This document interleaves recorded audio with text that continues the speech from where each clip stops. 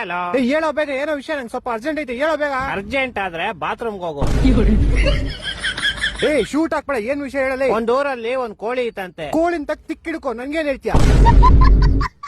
ಕೇಳಪ್ಪ, ಇದೇವಿ important, ನಿನ್ life ಅಲ್ಲಿ ಮುಂದೆ ಯೂಸ್ ಆಗುತ್ತೆ.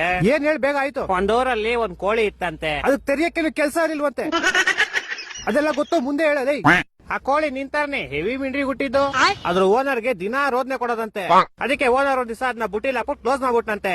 ಆದ್ರೆ ಕೋಳಿ ಹೆವಿ ಮಿಂಡ್ರಿ ಹುಟ್ಟಿದ್ದು ಹಿಂದೆಯಿಂದ ತಪ್ಪಿಸ್ಕೊಂಡ್ಬಿಡ್ತು.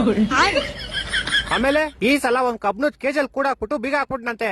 ಆದ್ರೆ ಕೋಳಿ ಮತ್ತೆ ಮಿಂಡ್ರಿ ಹುಟ್ಟಿದ್ದು ಈ ಸಲ ಹಿಂದೆಯಿಂದ ತಪ್ಪಿಸ್ಕೊಂಡ್ಬಿಡ್ತು. ಅದಕ್ ನಾನೇನೋ ಮಾಡ್ಲಿ, ನೀನ್ ಕೇಳಿಸ್ಕೋ. ಈ ಸಲ ಓನರ್ಗೆ ಫುಲ್ ಕೋಪ ಬಂದ್ಬಿಡ್ತು. ಆ ಕೋಪಕ್ಕೆ ಅದನ್ನ ಕಟ್ ಮಾಡ್ಕೊಂಡ್ ಚಿಕನ್ ತಂದೂರಿ ಮಾಡ್ಕೊಂಡ್ ತಿನ್ಕೊಂಡ್ಬಿಟ್ಟ. ಈ ಸಲ ತಪ್ಪಿಸ್ಕೊಳಕ್ ಚಾನ್ಸೇ ಇಲ್ಲ. ಆದ್ರೆ ಕೋಳಿ ಮಿಂಡ್ರಿ ಹುಟ್ಟಿದ್ದು ಬೆಳಗ್ಗೆ ಬಾತ್ರೂಮ್ ಹೋದಾಗ ಹಿಂದೆಯಿಂದ ತಪ್ಪಿಸ್ಕೊಂಡ್ಬಿಡ್ತು. ಅದಕ್ ನಾನೇನೋ ಮಾಡ್ಲಿ, ಲಾಶಲ್ಲಿ ತಪ್ಪಿಸ್ಕೊಂತಲ್ಲ ಕೋಳಿ, ಅದೇ ಬಾಯಿ ಹಾಕೊಂಡ್ಬಿಡು. ಈ ತರ ಹಿಂಸೆ ಕೊಟ್ರೆ ಜನಗಳಿಗೆ ಯಾರು ಬದುಕ್ತಾರ? ಅವ್ರ ಅಪ್ಪಂಗ್ ಕೊಟ್ಟಾರ ಅವ್ರು.